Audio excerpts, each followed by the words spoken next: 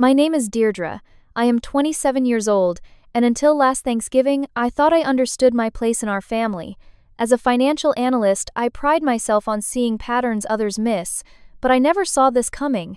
When I overheard my father tell my sister, "Your sister, she doesn't deserve a dime. She's out," my entire world collapsed. The worst part, when I caught my mother's eye, she just smiled. Before I tell you what I did that night, let me know where you're watching from in the comments, and hit subscribe if you've ever felt undervalued by the people who should love you most. Growing up in Portland, Oregon, my family appeared picture-perfect from the outside. Our two-story colonial home in the West Hills neighborhood with its manicured lawn and holiday decorations that neighbors admired was the physical manifestation of what everyone believed about the Sawyer family. My father, James, built his construction company from scratch, expanding from residential renovations to commercial properties across the Pacific Northwest. He often reminded us that hard work was the foundation of success, though I would later realize his definition of hard work varied depending on which daughter he was addressing. My mother, Eleanor, leveraged her former beauty queen status into becoming the quintessential society wife, organizing charity galas and maintaining social connections that benefited my father's business. Her carefully curated image extended to how she presented her daughters to the world. While she insisted appearances were secondary to character, her actions consistently proved otherwise. Then there was my sister Alexandra, 2 years younger than me, but somehow always the focal point of our family narrative. With her natural charisma and striking features that mirrored my mother's, Alexandra effortlessly commanded attention in every room. From her dance recitals to school plays, our parents never missed a performance, rearranging business meetings and social engagements to ensure their presence. The contrast with my own achievements became apparent early. When I won the state math championship in 8th grade, my parents sent me with my math teacher because they had already committed to attending Alexandra's regional choir competition, despite her being merely one voice among 60. "Your sister needs our support more," my mother explained. "You have always been so independent, Deirdre." That independence wasn't innate but cultivated through necessity. By 16, I was working part-time at the local library, saving every dollar possible. My parents praised my work ethic while simultaneously paying for Alexandra's weekend shopping trips and driving lessons. When I requested similar financial support for SAT prep courses, my father suggested I use my savings. "You need to learn the value of money," he said, not recognizing the painful irony of his words, while Alexandra showed off her new designer backpack at dinner. My grandmother Martha represented the one true ally in my family. During weekend visits to her small craftsman home across town, she would review my savings account statements with genuine interest. "Financial independence is freedom," she would tell me while teaching me about compound interest and investment strategies. When Alexandra would complain about these boring visits, she was allowed to stay home, missing the valuable lessons that would shape my future. When grandmother Martha passed away during my senior year of high school, she left me a modest inheritance of $15,000 specifically earmarked for my education. At the reading of the will, I noticed my parents exchange looks when this provision was revealed. "Your grandmother always did favor you," my mother commented later, somehow making what should have been a loving gift feel like a divisive act. The inheritance became my ticket to attend a prestigious finance program at Northwestern University, though even this achievement was diminished at home. While I worked multiple campus jobs to supplement my scholarship and inheritance, Alexandra chose to attend the Rhode Island School of Design for Fashion, with our parents covering her full tuition, apartment, and living expenses. "Your sister has such a creative spirit," my father would say. "She needs freedom to explore her talents without worrying about money." During holiday breaks, the disparity in our treatment became increasingly difficult to ignore. My mother would showcase Alexandra's fashion sketches to visitors while my Dean's List achievements went unmentioned. When relatives asked about my studies, my father would quickly redirect conversations. "Deirdre's doing fine with her numbers, but wait until you see what Alexandra designed this semester." By graduation, I had learned to expect this imbalance to swallow the hurt when my parents arrived late to my commencement ceremony because Alexandra's end-of-year fashion show ran over schedule.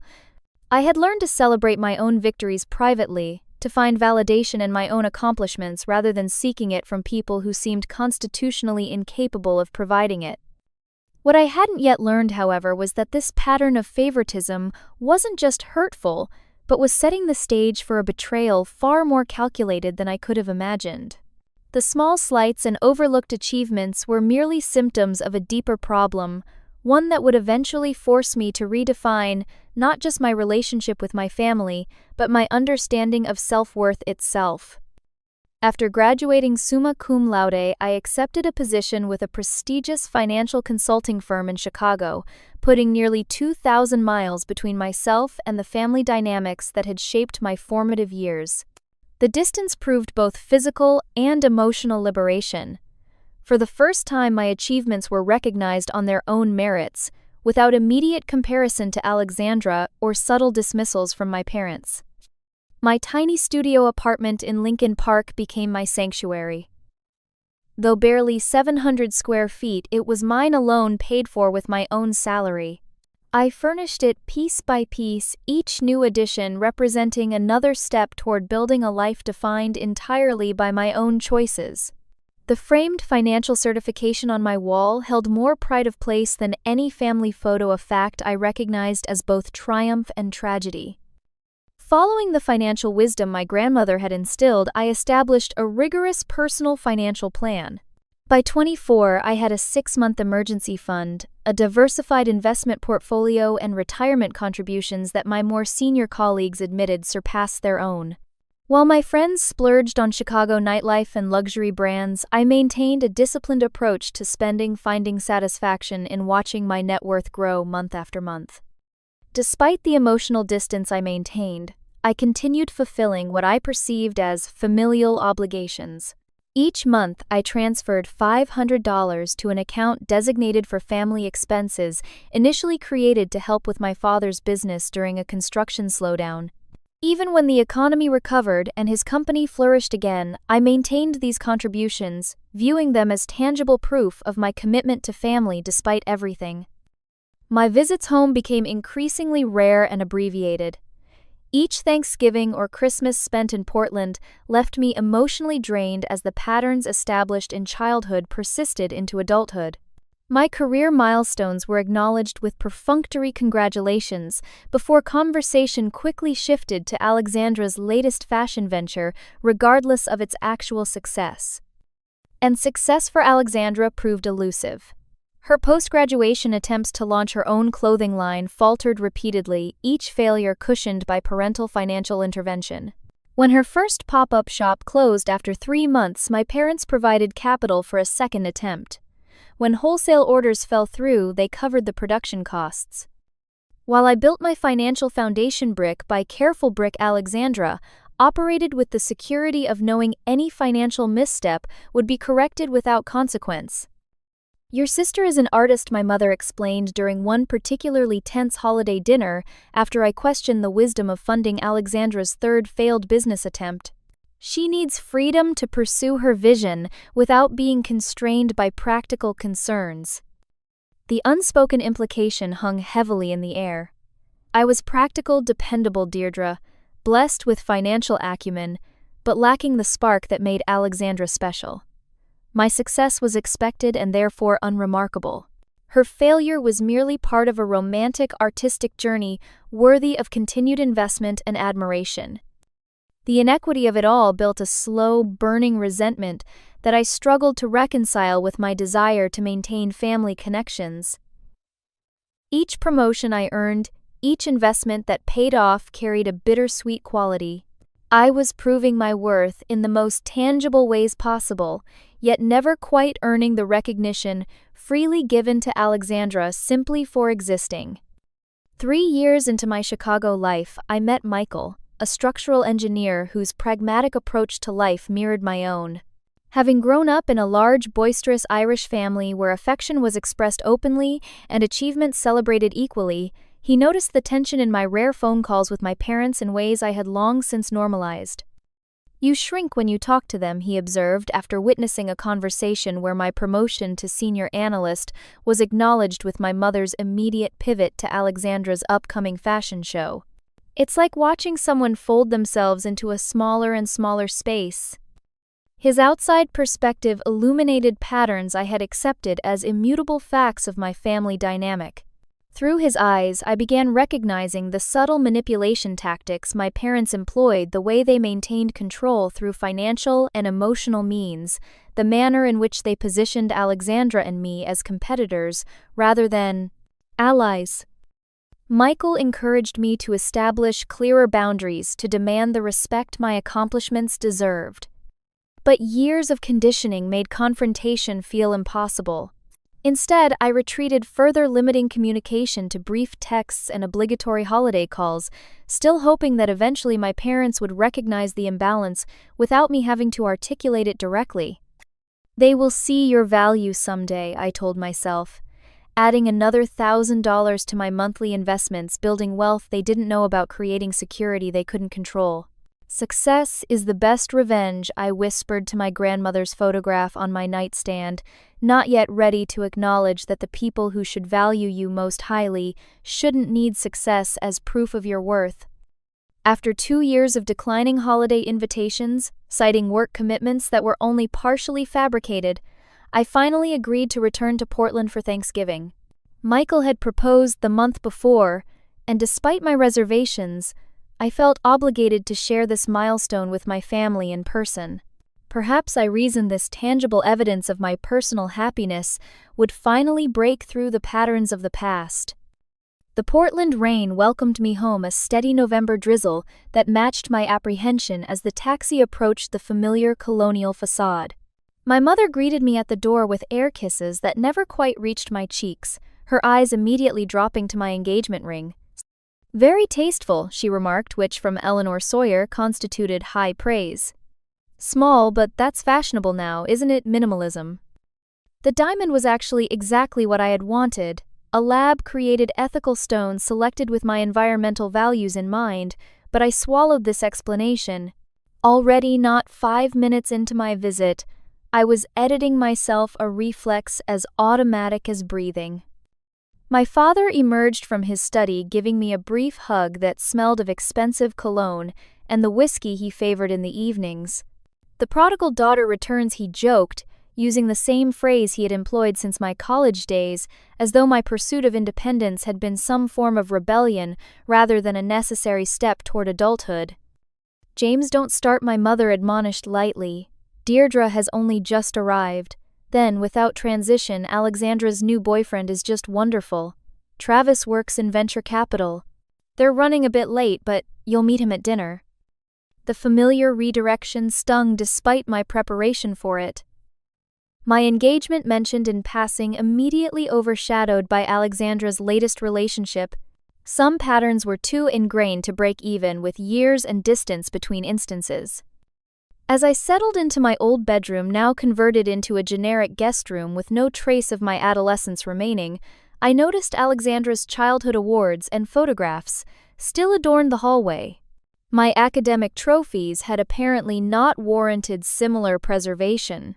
Swallowing this observation, along with so many others over the years, I unpacked my carefully selected outfit for dinner and the small gifts I had brought, including financial planning books inscribed with personal messages.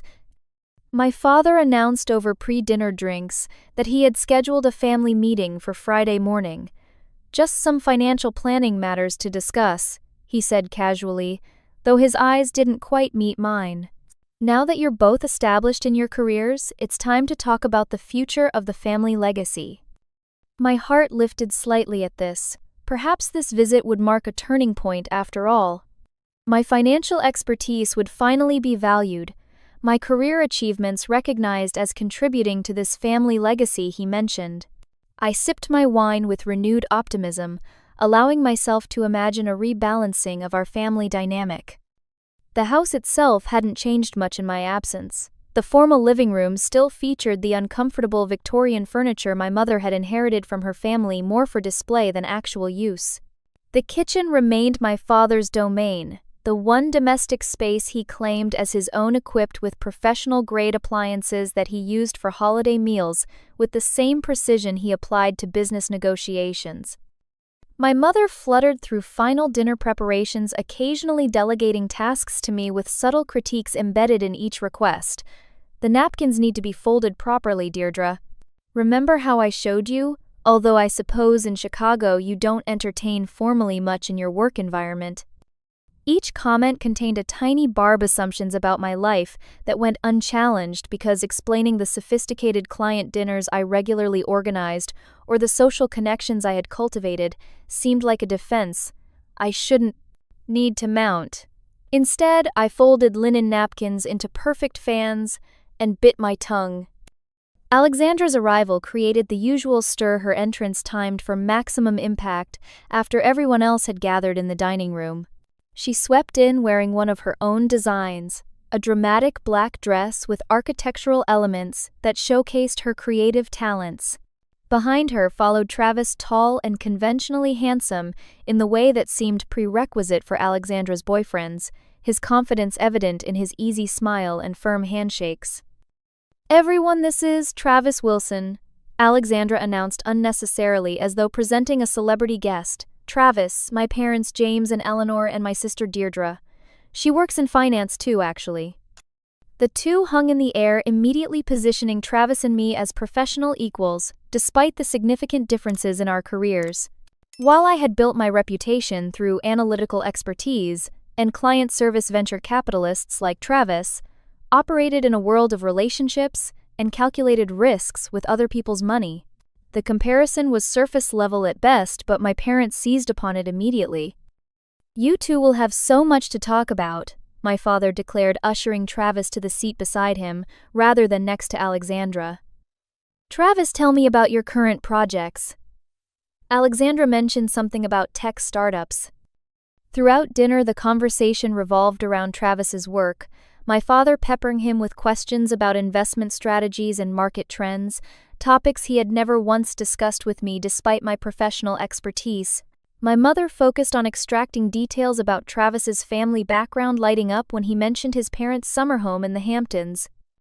When the topic briefly shifted to my engagement, Alexandra quickly redirected attention by announcing she and Travis were considering moving in together, a declaration that prompted my mother to immediately begin discussing potential neighborhoods and renovation possibilities.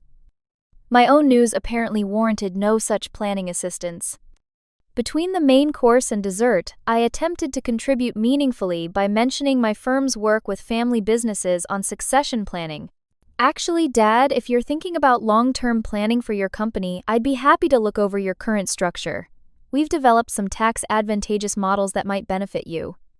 My father waved away the offer with his dessert fork. "No need, sweetheart. My business partners and I have excellent financial advisors, but thank you for the thought." The dismissal was polite, but firm.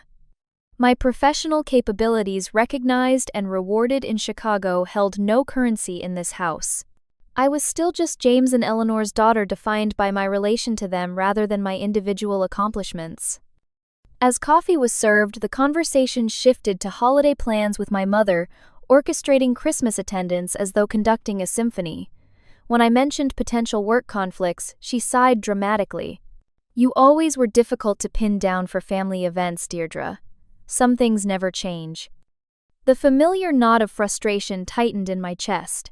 I excused myself to use the restroom, needing a moment away from the performance of family harmony that left me feeling increasingly like an understudy who had never learned the proper lines. As I passed my father's office on the way back, I noticed the door slightly ajar, voices carrying through the opening. Alexandra's distinctive laugh, followed by my father's deeper tones, drew me closer.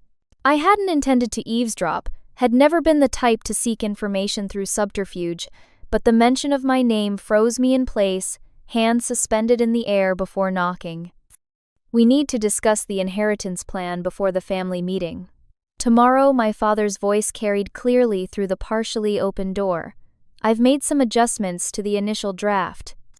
From my position in the hallway, I could see a slice of the room through the door, crack just enough to observe my father behind his mahogany desk, Alexandra perched on the leather sofa opposite him. My mother stood by the window, her silhouette outlined against the rain-streaked glass. The business holdings and primary property investments will transfer directly to you, Alexandra, my father continued, shuffling papers before him. We've established the trust structure to minimize tax implications, as Travis suggested. A cold weight settled in my stomach. I had assumed the family meeting would include all of us in these discussions. Instead, it appeared decisions had already been made without my input or knowledge. "What about Deirdre Alexandra?" asked her voice, carrying a hint of hesitation that surprised me. "Shouldn't she be part of this conversation?" My father's response struck like a physical blow. "Your sister. She doesn't deserve a dime, she's out." The words hung in the air, simple and devastating in their finality. Not a discussion point or a negotiation, but a conclusion already reached. "James," my mother interjected, though her tone carried no real objection. "Perhaps we should phrase that more delicately when we speak with her." My father laughed, a short, dismissive sound I had heard countless times when he encountered opinions that didn't align with his own. Why Deirdre made her choices. She abandoned the family business potential to chase her corporate career in Chicago. She visits twice in 3 years. She never calls, unless it's a birthday or holiday. Why should she benefit from the legacy I've built? The room blurred before me as tears threatened, but I blinked them back fiercely, refusing to miss a word of this revelation. Besides, my mother added her voice, carrying that familiar note of reasoned judgment that had always made her criticisms so difficult to contest. Deirdre has always been so independent, so insistent on making her own way. This is really giving her exactly what she's always wanted: financial autonomy. The twisted logic left me breathless. My independence born from necessity when support wasn't offered, now weaponized as justification for complete exclusion. "She makes good money at that firm," my father continued. "She doesn't need our help. You do, Alexandra. Your creative ventures require capital that traditional banks don't understand. Your vision needs nurturing." My sister shifted uncomfortably, and for a brief moment I felt a surge of hope that she might defend me, might recognize the fundamental unfairness unfolding. "I guess," she said slowly, "but it seems wrong not to include her at all. Couldn't we allocate something even symbolically?" My mother moved from the window, then placing a hand on Alexandra's shoulder. "Darling, your generosity is admirable, but your father and I have discussed this extensively. Deirdre has chosen a path separate from this family. Her priorities lie elsewhere." "She's built her own safety net," my father added firmly. "You need ours. It's that simple." Silence followed, heavy with the weight of this betrayal. From my vantage point, I could see Alexandra's shoulders slump slightly in acquiescence. Whatever token resistance she had offered dissolved under our parents' united front. "Besides," my mother continued, her voice dropping to a more confidential tone, "we need to be practical about the actual state of our finances. The business expansion hasn't performed as projected, and the Westside development is still tied up in permitting issues. What remains needs to be carefully managed, not split between competing interests." This revelation added another layer of shock. My father's business, always presented as unqualifiedly successful, apparently faced challenges significant enough to impact inheritance planning. Yet another reality, hidden behind the carefully maintained facade of Sawyer family prosperity. As this information crashed over me, I must have made some small sound because my mother's head turned toward the door. Our eyes met through the narrow opening, her expression shifting from surprise to something more calculated. Rather than embarrassment at being overheard or concern for my feelings, her lips curved into a small, knowing smile. That smile demolished any possibility that this had been a misunderstanding or a difficult decision reluctantly reached. She wasn't sorry I had overheard. She wasn't sorry about the decision itself. The smile conveyed everything they had discussed, this agreed upon it, and now I knew my place outside their inner circle. I stepped back from the door, legs unsteady beneath me. 27 years of memories cascaded through my mind, reframing themselves in light of this new understanding. The missed academic ceremonies, the dismissed achievements, the financial support freely given to Alexandra while I worked multiple jobs, the constant redirecting of attention. These weren't isolated incidents or unfortunate oversights. They were manifestations of a fundamental truth I had spent my entire life trying not to see in my parents' eyes. I had always been expendable. Somehow I made it back to my guest room without encountering anyone. I closed the door silently behind me and sank onto the edge of the bed, the generic floral comforter, a further reminder that I had been systematically erased from this house, from this family's future. Years of subtle emotional neglect crystallized into this single undeniable fact: they had written me out of the family story entirely, not just financially but fundamentally. She's out. Not just from the inheritance but from the inner circle of genuine family belonging. Sitting in that sterile guest room, surrounded by beige walls devoid of any trace of my existence, I felt a strange sense of clarity emerging through the pain. The approval I had sought my entire life, the recognition I had worked so hard to earn, had never been available to me.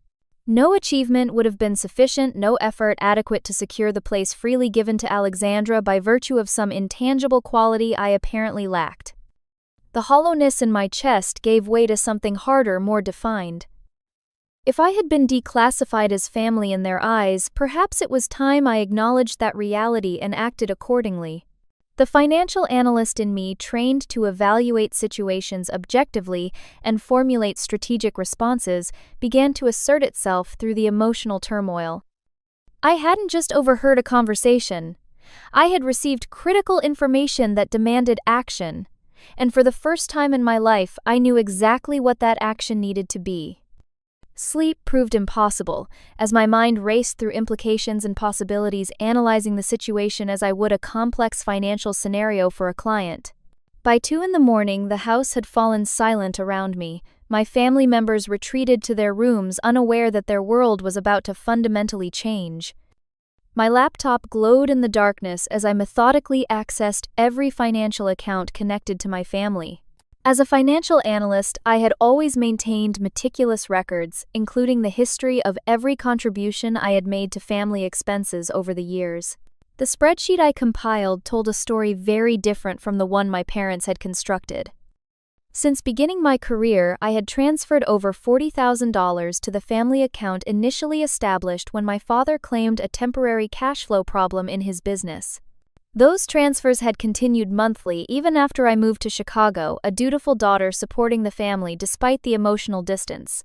Money that, according to their own private conversations, had been sustaining a business facing more significant challenges than I had been led to believe. Deeper investigation revealed something even more disturbing. The $15,000 inheritance from my grandmother, which should have been exclusively mine, had been partially borrowed by my parents 3 years ago. $8,000 had been transferred from that dedicated account to cover what appeared to be production costs for one of Alexandra's failed fashion launches. No permission had been requested. No repayment had been made. My throat tightened with a fresh wave of betrayal. Even my grandmother's final gift to me had not been respected as mine alone. The money she had intended for my education and future had been redirected to sustain the pattern of favoritism that had defined our family dynamic. Most shocking of all was the discovery that my father had listed me as a personal guarantor on several business loans without my knowledge, using my strong credit history and financial stability as additional security for his increasingly risky ventures. My signature appeared on documents I had never seen apparently signed during one of my rare visits home when I had authorized what I thought were routine family insurance updates. The magnitude of the deception staggered me. I wasn't just excluded from their future planning. I had been actively exploited while being systematically marginalized, my financial responsibility used to underwrite their preferential support of Alexandra, while I received nothing but dismissal in return. With hands that had stopped shaking and now moved with deliberate precision, I began the process of complete financial separation. First, I transferred all remaining funds from joint or family-connected accounts into my private accounts in Chicago. The movements would be flagged by morning, but by then I would be gone. Next, I drafted formal letters revoking my status as guarantor on any outstanding loans, citing the fraudulent nature of my purported consent. I couldn't legally remove myself from existing agreements without lender approval, but I could document the circumstances and begin the process of extricating myself from future liability. I removed myself as the emergency payment contact on Alexandra's apartment lease, a position I hadn't even realized I occupied until finding the documentation in my email archives. I canceled the automatic monthly transfers to the family expense account, scheduling a final message to notify my parents that these contributions would no longer continue. As the night deepened toward dawn, I moved beyond immediate financial concerns to longer-term protections. I contacted my firm's legal department via encrypted email briefly outlining the situation and requesting an urgent consultation regarding potential identity fraud and financial misrepresentation.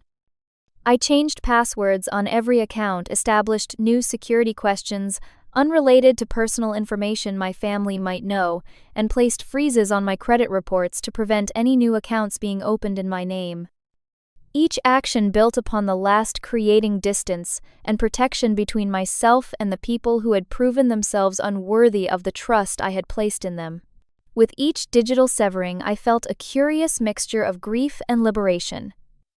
The family I had longed to truly belong to had never actually existed.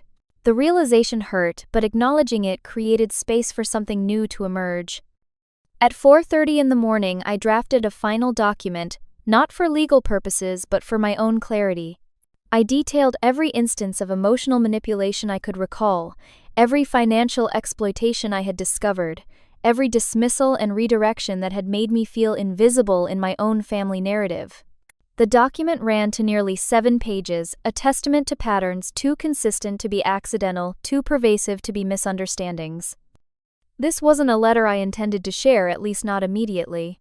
It was evidence both for myself in moments of wavering resolve and potentially for others should my parents attempt to rewrite history when they discovered what I had done. The truth, documented and undeniable, was my strongest protection against the gaslighting I anticipated would follow. As pre-dawn light began filtering through the guest room blinds, I packed my belongings methodically. The gifts I had brought remained wrapped on the dresser. The financial planning books I had inscribed with hopeful messages, now ironic reminders of my misplaced faith in family reconciliation. I left them where they were silent witnesses to my departure. I moved through the silent house one last time, a ghost visiting scenes from a past that looked very different in the harsh light of new understanding. The formal living room where achievements had been announced and celebrated but never mine. The kitchen where holiday meals had been prepared with my help but never to my taste.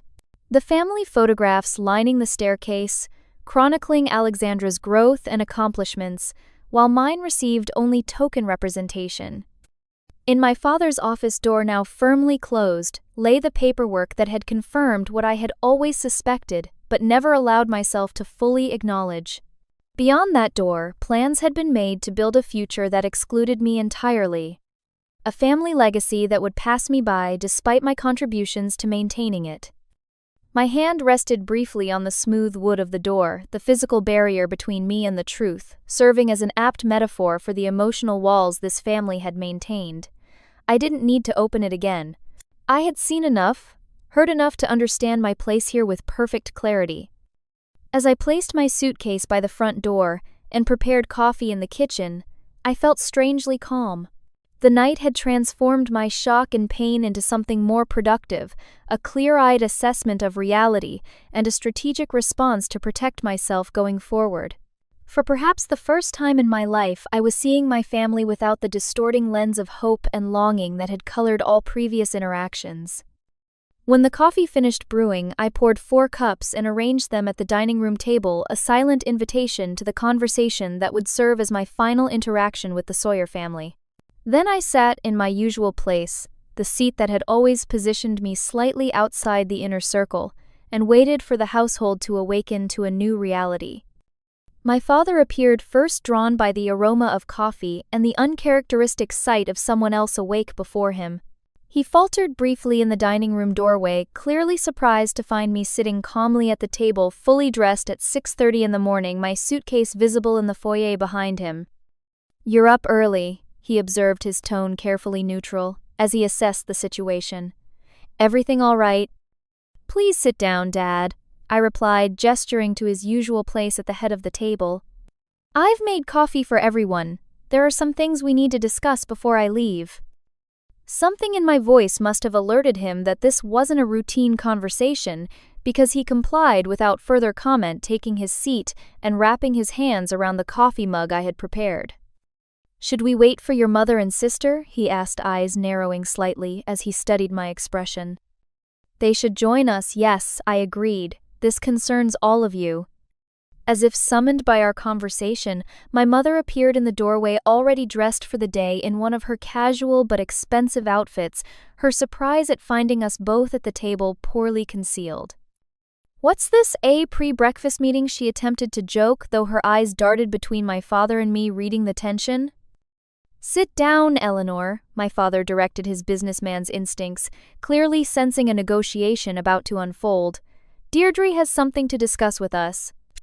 My mother took her place beside my father, across from my empty chair, her posture perfect as always, a social armor she never fully removed, even in her own home.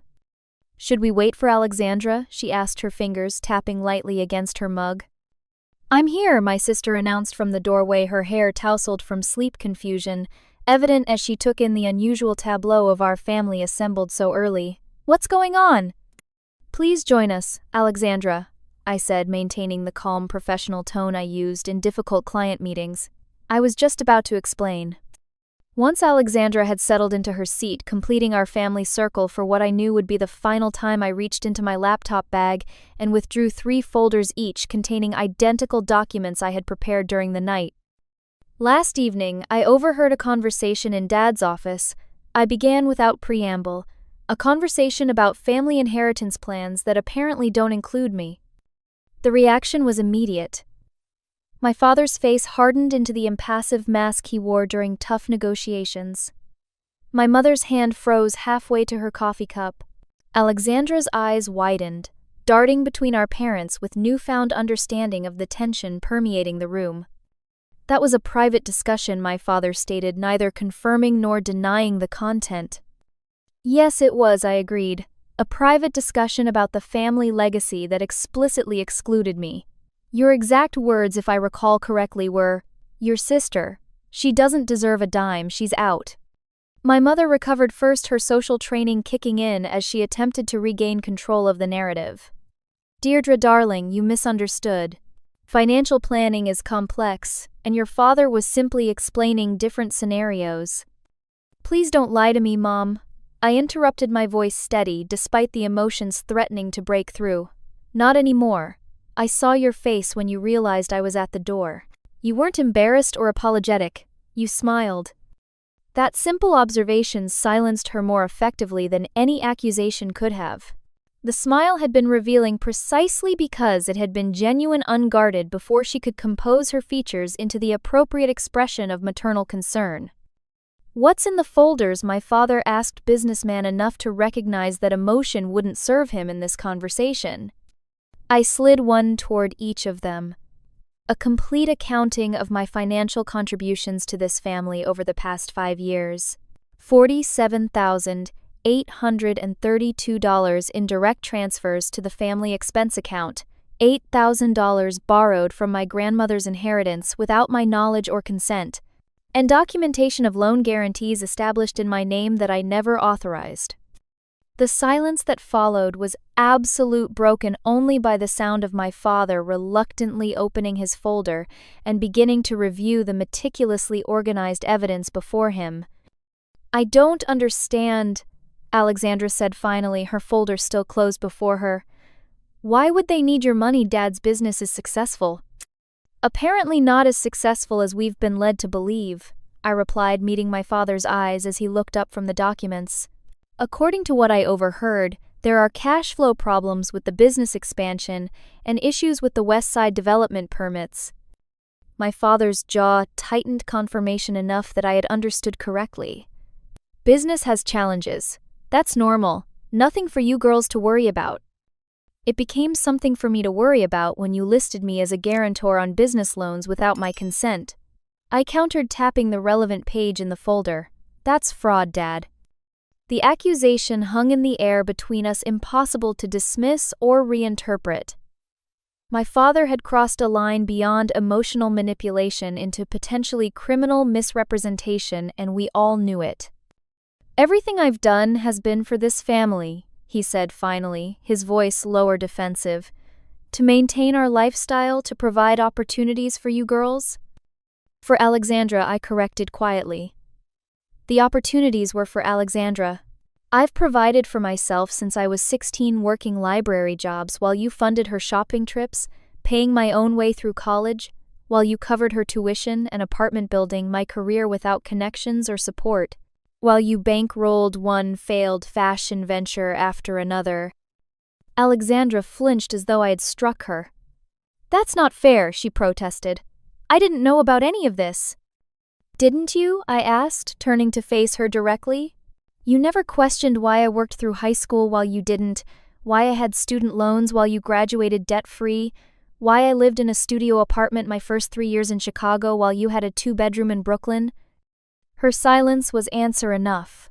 She had accepted the disparity as natural, the preferential treatment as her due, never questioning the source of the resources flowing her way or the conspicuous absence of similar support for me. "I have transferred all my money out of any accounts connected to this family." I continued, returning my attention to my parents. "I have initiated the process to remove myself as guarantor on the fraudulent loan documents. I have canceled all automatic transfers to family expenses, and I have consulted with legal counsel regarding the misappropriation of my inheritance funds." My mother gasped, her hand flying to her throat in a gesture too theatrical to be genuine. "You would take legal action against your own family, after all we've done for you?" The question was so divorced from reality that I almost laughed. "What exactly have you done for me, Mom? Please enlighten me. Because from where I'm sitting, you've taken my financial support while systematically excluding me from the family narrative. You've exploited my stability while dismissing my achievements. You've used me as a safety net for Alexandra while treating me as an afterthought." My father, ever the pragmatist, recognized the precariousness of his position. "What do you want, Deirdre? Money? A revised inheritance plan. We can discuss alternatives." "I don't want anything from you," I replied, surprised to discover the absolute truth in those words. "I came to Thanksgiving dinner, hoping for recognition, for some acknowledgement of my place in this family. What I received instead was confirmation that I have no place here and never did, so I'm removing myself from the equation entirely." I stood then, gathering my laptop, and pursed the physical act of preparing to leave, lending finality to my words. "You can't just walk away," my father said, an edge of panic finally breaking through his controlled exterior. "The business loan guarantees the family account your monthly contributions. We've built our financial plans around these structures." The admission confirmed what I had suspected during my night of investigation. My financial stability had become a silent, unacknowledged pillar supporting their lifestyle and Alexandra's creative pursuits. My exclusion from the inheritance plan didn't just reflect emotional preference, it revealed a calculated decision to extract maximum value from me while offering nothing in return. "You should have considered that before deciding I didn't deserve a place in the family's future," I replied simply. "Your financial planning is no longer my concern." My mother turned to Alexandra, desperation evident as she sought an ally. "Say something to your sister. Make her understand this is just a misunderstanding." Alexandra looked between us, conflict evident in her expression. For the first time, perhaps, she was seeing the family dynamic from outside the protected position she had always occupied at its center. "Is it true?" she asked, finally addressing our parents directly. "Are there problems with Dad's business? Have you been using Deirdre's money to support me while cutting her out of the inheritance?" The direct questions, impossible to deflect or reframe, hung in the air between us. My parents exchanged glances, a silent communication I recognized from childhood determining which version of reality to present. Before they could construct a suitable narrative, Alexandra continued, surprising me with her insight. "You've been playing us against each other our whole lives, haven't you? Making me the favorite so Deirdre would keep trying to earn your approval. Using her sense of responsibility to financially support the family while convincing me I needed your backing to pursue my dreams." My father's face flushed with anger at having his tactics named so explicitly. That's ridiculous. We've supported both our daughters as appropriate to their needs and choices. No, Alexandra said slowly, comprehension dawning in her expression. You've manipulated both of us just in different ways. You made me dependent while making Deirdre feel inadequate regardless of her success. This unexpected alliance shifted the power dynamic in the room. My parents, accustomed to maintaining control by keeping Alexandra and me in separate emotional categories, suddenly faced united scrutiny. The business is in trouble, isn't it? Alexandra pressed, opening her folder for the first time and scanning the financial records I had compiled. These contributions from Deirdre, they weren't just supplemental. They were keeping things afloat. My father's silence confirmed her suspicion more definitively than any denial could have. How bad is it? I asked, professional curiosity momentarily overriding my determination to disengage completely.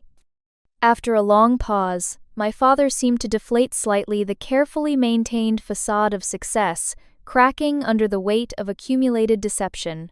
The West Side development is 6 months behind schedule and significantly over budget.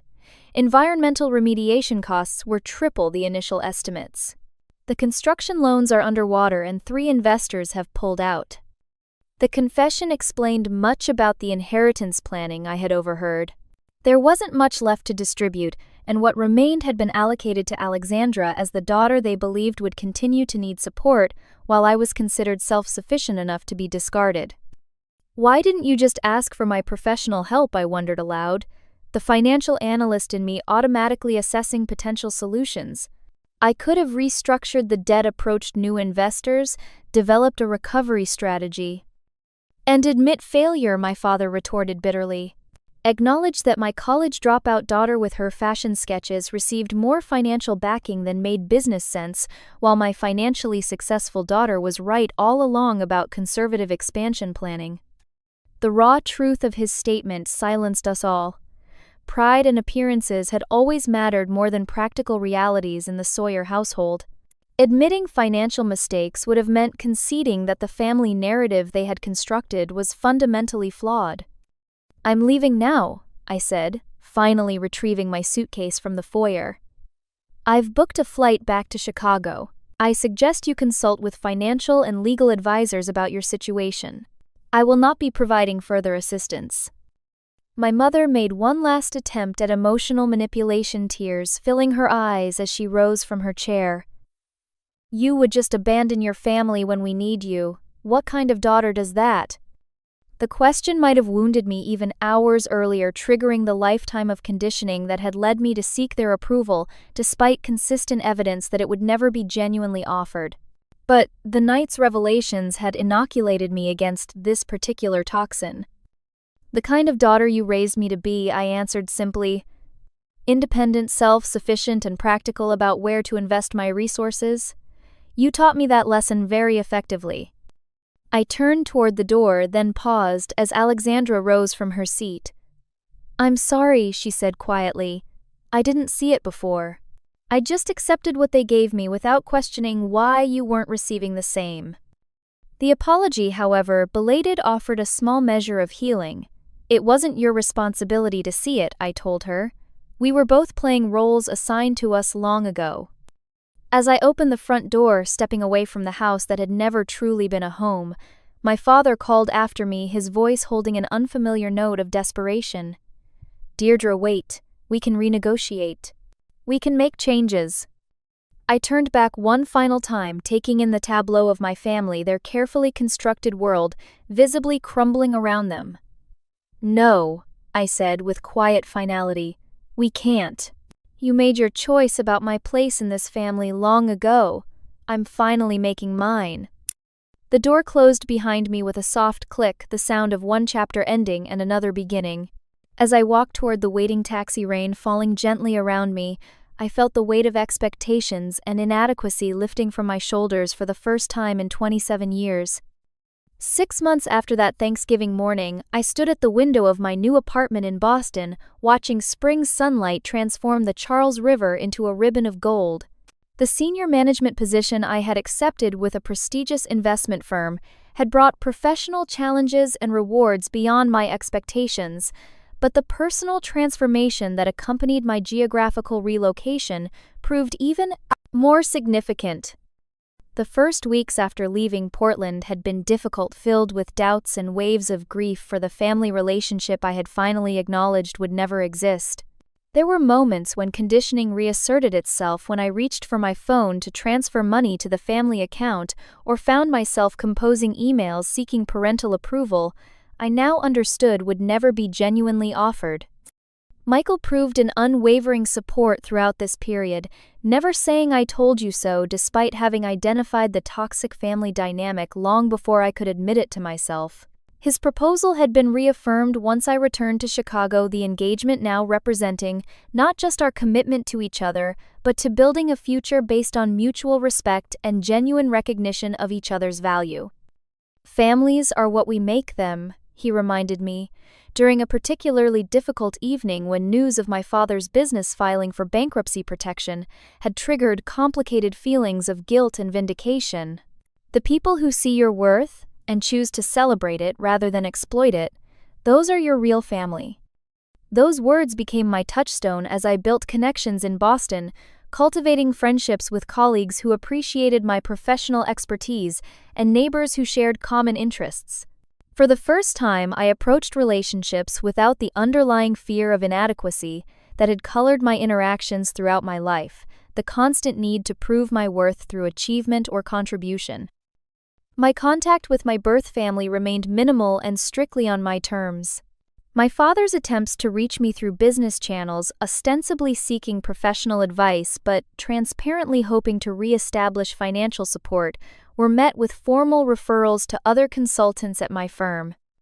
My mother's emotional emails and voicemails, alternating between guilt-inducing reminiscences of family history and veiled criticisms of my abandonment, received brief, factual responses devoid of the emotional engagement she sought to provoke.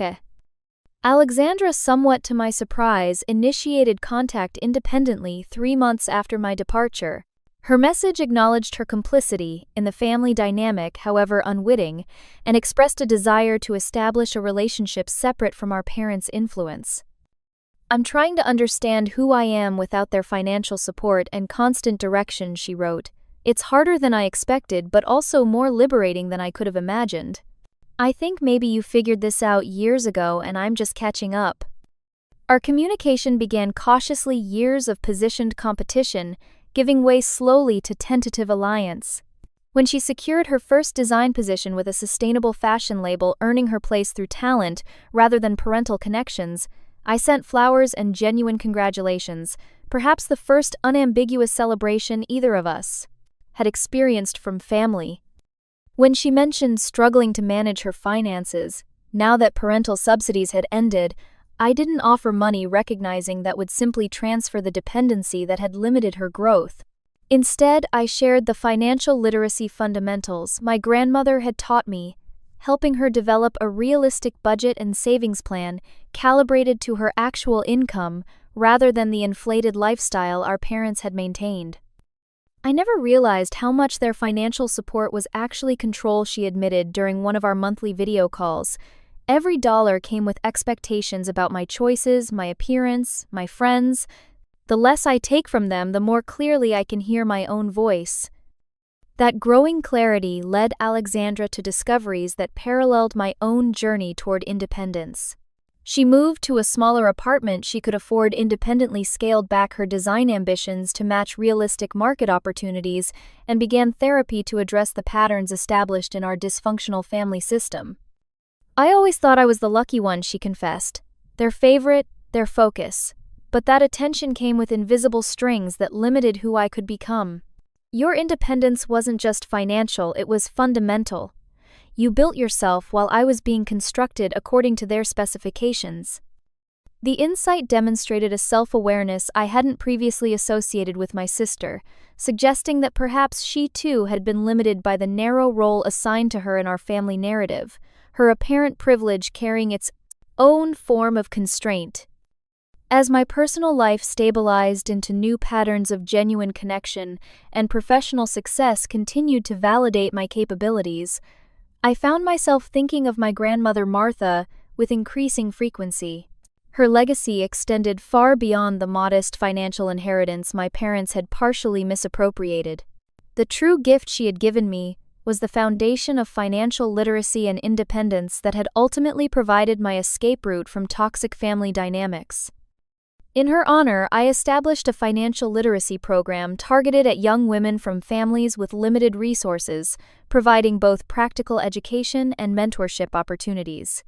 The Martha Sawyer Foundation offered scholarships and internships, creating pathways to financial independence for young women who might otherwise remain trapped in cycles of dependency or exploitation. Your worth isn't determined by others' ability to recognize. It became the foundation's unofficial motto words. I wish someone had spoken directly to my younger self during those years of seeking validation that was strategically withheld. When Michael and I married in a small ceremony overlooking the Boston Harbor, surrounded by friends who had become chosen family, Alexandra attended alone, having declined our parents' assumption that they would accompany her. The boundaries she was establishing, however, tentatively represented her own journey toward authentic identity, separate from the roles we had both been assigned. "They ask about you," she mentioned carefully during the reception. "They talk about reconciliation, about misunderstandings cleared up." "Have they acknowledged what they did?" I asked, already knowing the answer. "The financial exploitation, the emotional manipulation, the deliberate division they created between us?" Her silence was confirmation enough. Our parents remained committed to their version of reality, one in which their actions had been justified by good intentions, any harm merely incidental misunderstanding rather than systematic pattern. "Then there's nothing to reconcile," I said gently. "I'm not angry anymore, Alexandra. I've just accepted that the parents we needed weren't the parents we had. The relationship I wanted wasn't available, no matter how perfectly I performed or how much I contributed." My sister nodded slowly, understanding dawning in her expression. "I used to think you were the unlucky one," she admitted, "not being the favorite, always working so hard for attention that came naturally to me. But you developed strength I'm only beginning to discover. Maybe being overlooked was actually your freedom." The observation held profound truth. The very dynamics intended to keep me striving for approval had ultimately equipped me with the independence to walk away when that approval proved to be a mirage perpetually moved beyond reach. 6 more months passed, bringing me to the 1-year anniversary of my departure from Portland and the family system that had shaped but no longer defined me. The journey from that rain-soaked Thanksgiving to my current reality had not been linear progress measured, not in continuous forward movement, but in decreasing frequency of backward glances. There were still moments when conditioned responses surfaced, when a professional triumph triggered the automatic impulse to seek parental acknowledgement, or a financial decision activated the caretaking role I had occupied for so long. But those moments grew less frequent and less powerful artifacts of old patterns rather than governing principles. What I learned was that my worth isn't measured by what others think I deserve, but by what I know I've earned. Sometimes the family you're born into isn't the family you deserve, and there's nothing wrong with creating boundaries that protect your heart and your future. The greatest gift I gave myself wasn't the money I saved. It was the realization that I deserved respect and the courage to walk away when I didn't receive it. If you've ever felt undervalued by the people who should love you most, remember that your worth isn't diminished by their failure to recognize it. Have you experienced similar family dynamics? Share your story in the comments below. And if this resonated with you, please like and subscribe for more authentic conversations about family relationships and personal growth. Remember, sometimes the most loving thing you can do for yourself is to walk away from people who don't see your value, even when those people are family. Thank you for listening to my story, and I wish you the courage to honor your own worth, whatever that journey might require.